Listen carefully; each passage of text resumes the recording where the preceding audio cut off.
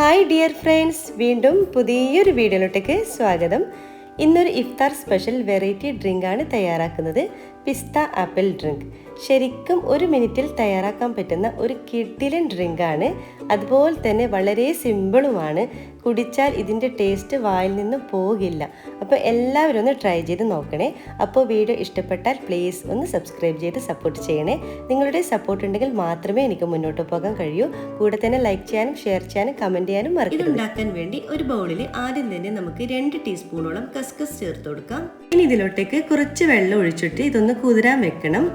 എന്നിട്ട് നന്നായിട്ടൊന്ന് മിക്സാക്കി കൊടുക്കുക. എന്നിട്ട് നമുക്കിവിടെ ഒരു 5 മിനിറ്റ് നമുക്കിത് മാറ്റി വെക്കണം. ഈ ഒരു ഡ്രിങ്കിന് നമുക്ക് കസ്കസ് നിർബന്ധമായിട്ടും വേണം, സ്കിപ്പ് ചെയ്യരുത്. ഇനി വേറൊരു ബൗൾ എടുക്കാം. അതിലോട്ടേക്ക് തണുപ്പില്ലാത്ത 1 കപ്പ് വെള്ളം ഒഴിച്ചു കൊടുക്കുക. പഞ്ചസാര പെട്ടെന്ന് അലിഞ്ഞു കിട്ടാൻ വേണ്ടിയാണ് നമ്മൾ തണുപ്പില്ലാത്ത വെള്ളം ഒഴിച്ചു കൊടുക്കുന്നത്.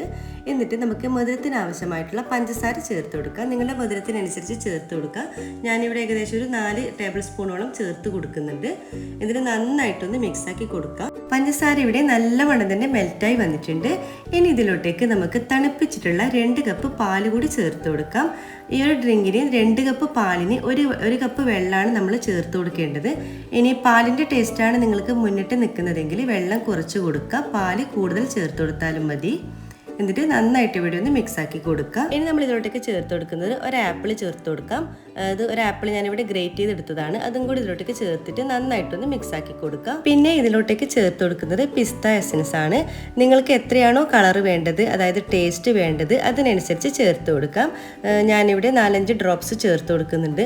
നിങ്ങൾക്ക് ഈ പിസ്ത എസൻസിൻ്റെ പകരം നിങ്ങൾക്ക് സ്ട്രോബെറി എസൻസും ചേർത്ത് കൊടുക്കാം. ഞാനിവിടെ ഏകദേശം ഒരു 4-5 ഡ്രോപ്സ് ചേർത്ത് കൊടുക്കുന്നുണ്ട്. നല്ല കളറും ഉണ്ടാവും, അതുപോലെ തന്നെ നല്ലൊരു പിസ്തൻ്റെ നല്ലൊരു ഫ്ലേവറും ഉണ്ടാവും. നിങ്ങൾക്ക് എത്രയാണ് വേണ്ടത് അതിനനുസരിച്ചിട്ട് ചേർത്ത് കൊടുക്കുക. ഇനി ഇതിലേക്ക് നമ്മൾ ആദ്യം കുതിർത്ത് വെച്ചിട്ടുള്ള നമ്മുടെ കസ്കസ് ഉണ്ടല്ലോ, അതും കൂടി ഇതിലോട്ടേക്ക് ചേർത്ത് കൊടുക്കാം.